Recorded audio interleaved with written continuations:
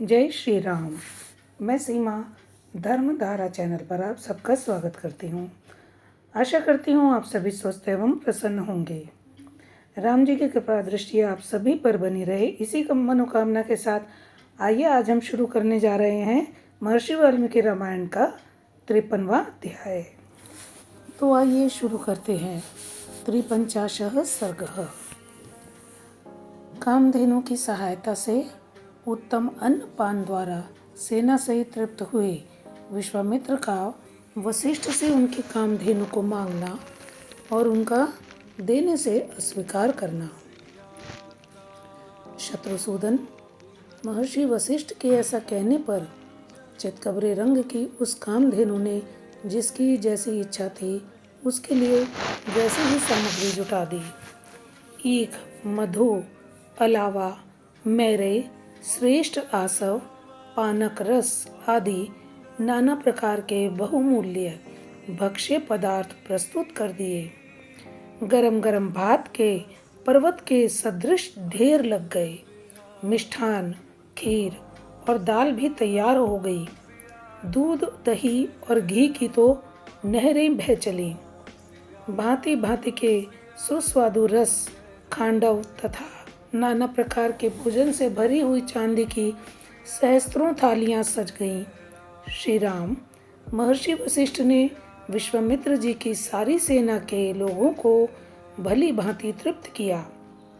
उस सेना में बहुत से हष्ट पुष्ट सैनिक थे।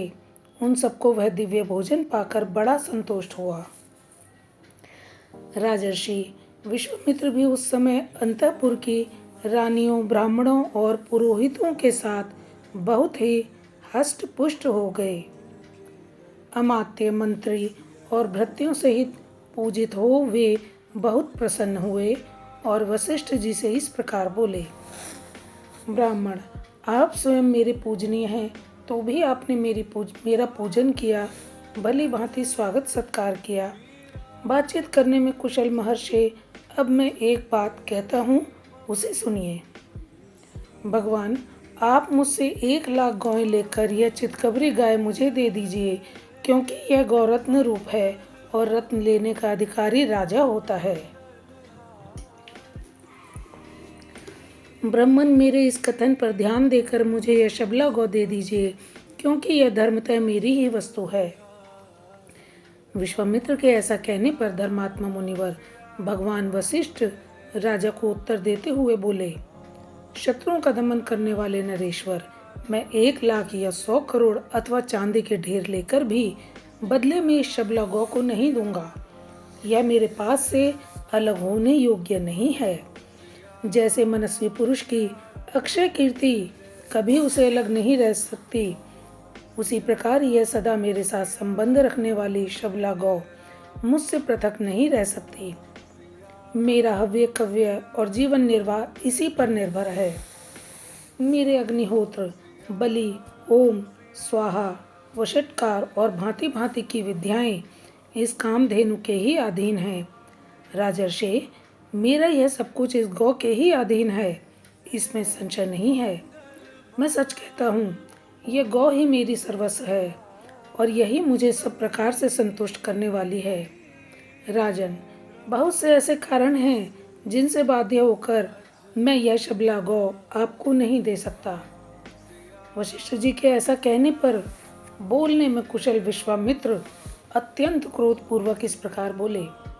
मुने, मैं आपको 14,000 ऐसे हाथी दे रहा हूँ जिनके कसने वाले रस्से, गले के आभूषण और अंकुश भी सोने के बने होंगे और उन सब से वह हाथी विभूषित होंगे।